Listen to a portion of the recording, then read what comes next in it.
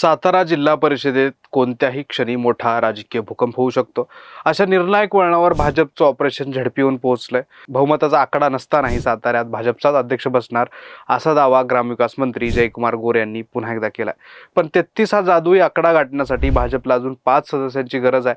मग हे 5 सदस्य येणार कुठून? जयाभाऊ साताऱ्यात असा कोणता चमत्कार करणार? राष्ट्रवादी काँग्रेसचा सुनेत्रा पवार गट की शिंदे सेनेचा शिंदे गट कोणाला फोडणार? कोणते सदस्य फुटणार? दोन्ही गटांनी फोडाफोडीमधून बचावून आपल्या सदस्यांना महिनाभरापासून सहलीवर नेलंय.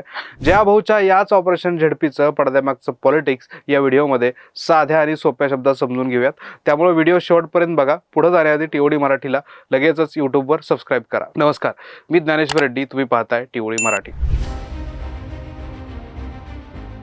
साताऱ्यात सध्या एकच चर्चा आहे, ती म्हणजे जयकुमार गोरे यांच्या ताज्या दाव्याची. जिल्हा परिषदेच्या निवडणुकीत भाजपनं 28 सदस्यांसह सर्वात मोठा पक्ष होण्याचा मान मिळवलाय. पण सत्तेसाठी हे पुरेसं नाहीये. असं असतानाही सातारा जिल्हा परिषदेत भाजप मोठा पक्ष आहे, त्यामुळे अध्यक्ष भाजपचाच व्हावा अशी आमची इच्छा आहे, असं जयाभाऊंनी पुन्हा एकदा जाहीर केलंय. ग्रामविकास मंत्री असलेल्या जयाभाऊंनी केवळ इच्छाच व्यक्त केली नाही, तर अतिशय सूचक इशाराही दिलाय. अध्यक्षपदासाठी मी स्वतः, शिवेंद्रराजे आणि सर्व कार्यकर्ते शेवटपर्यंत प्रयत्न करणार आहोत असं स्पष्ट केलंय. आता राजकारणात हवेत गोळीबार होत नसतो. ज्या आत्मविश्वासानं जयाभाऊ बोलत आहेत त्यावरून साताऱ्यात पडद्यामागं काहीतरी मोठी राजकीय डील फिक्स झाली आहे याचा अंदाज येतो. त्यामुळेच सध्या राष्ट्रवादी आणि शिवसेनेच्या गोटात मोठी धाकधूक वाढली आहे.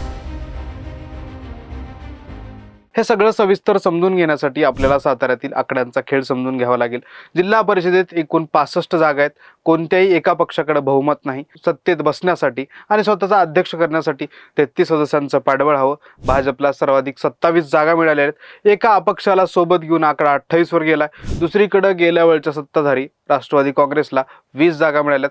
त्यांनी काँग्रेसच्या एका सदस्याला सोबत घेऊन 21चा गट बनवलाय. तर शिंदेच्या शिवसेनेने 15 जागांवर विजय मिळवलाय. म्हणजेच भाजपला सत्तेच्या खुर्चीवर बसण्यासाठी आणखीन 5 सदस्यांची जुळाजुळ करावी लागणार. हे 5 सदस्य मिळवणं हेच भाजप समोरचं सर्वात मोठं आव्हान आहे. आता खरी मी इथंच आहे. हे 5 सदस्य कोण? याच प्रश्नाचं उत्तर मंत्री जयकुमार गोरे यांच्या विधानात लपलंय. सातारा जिल्हा परिषदेचा अध्यक्ष भाजपचा व्हावा यासाठी शेवटच्या क्षणापर्यंत प्रयत्न करू अशी त्यांची भूमिका आहे. चर्चेतून मार्ग निघावा अशी भावना आहे. नाहीतर सर्वांना सर्व पर्याय खुले आहेत असा थेट इशाराही त्यांनी दिलाय. एवढंच नाही तर निवडीपर्यंत पुलाखालून बरंच पाणी वाहून जाईल असंही त्यांनी पत्रकारांशी बोलताना स्पष्ट केलंय. आता राजकारणात सर्व पर्याय खुले आहेत आणि पाणी वाहून जाणं याचा सरळ सरळ अर्थ आहे फोडाफोडीचं राजकारण आणि ऑपरेशन लोटस असा होतो. हे महाराष्ट्राला नव्यानं सांगण्याची गरज नाही. 3-1 वर्षापूर्वी महाशक्तींच्या पाठिंब्यानं एकनाथ शिंदेंचं बंड झालं. उद्धव ठाकरेंना मुख्यमंत्री पदावरून खाली खेचून शिंदे भाजपच्या पाठिंब्यानं मुख्यमंत्री झाले होते. आता तसंच पॉलिटिक्स सातारा जिल्हा परिषदेतही सुरू झाल्याचं दिसतंय. महायुतीत एकत्र असलेले पक्ष निवडणुकीत मात्र एकमेकाच्या विरोधात आमने सामने उभे टाकले होते. भाजपच्या नेत्यांनी राष्ट्रवादी आणि शिंदे सेनेच्या नेत्यांवर जहरी टीका केली. पालकमंत्री शंभूराज देसाई तसंच मंत्री मकरंद पाटील यांना बालेकिल्ल्यातच क्लीन बोल्ड करण्याची स्ट्रॅटर्जी आखली होती. त्यामुळे महायुतीत प्रचंड बेबनाव तयार झाला. आता तीच गोष्ट महायुती म्हणून एकत्रितपणे सत्तेत येण्यासाठी भाजपला जड जाते. त्यामुळे कोणी नाराज झाला असेल, कोणी दुखावलं गेलं असेल. एकमेकाविरोधात निवडणूक लढल्यानं नाराजी असणं साहजिक आहे. पण एकमेकाविरोधात लढल्यानं झालेली टीका मनाला लावून घेऊ नका असा सल्ला मात्र गोरे मित्र पक्षांना देत आहेत. निवडणुका संपलेल्या आहेत, त्यामुळे आता एकत्र येऊन काम करणं गरजेचं आहे असंही आव्हान त्यांनी केलंय. म्हणजेच भाजप एकीकडे प्रेमानं सांगण्याच्या गोंजारण्याच्या भूमिकेत आहे, तर दुसरीकडे फोडाफोडीच्याही तयारीत आहे. दोन्ही गटातील 5 नाराज सदस्यांच्या शोधात आहे असं दिसतंय. पण 5 सदस्य फोडणं एवढं सोपं आहे का? अजिबात नाही. कारण समोरही मातब्बर आहेत.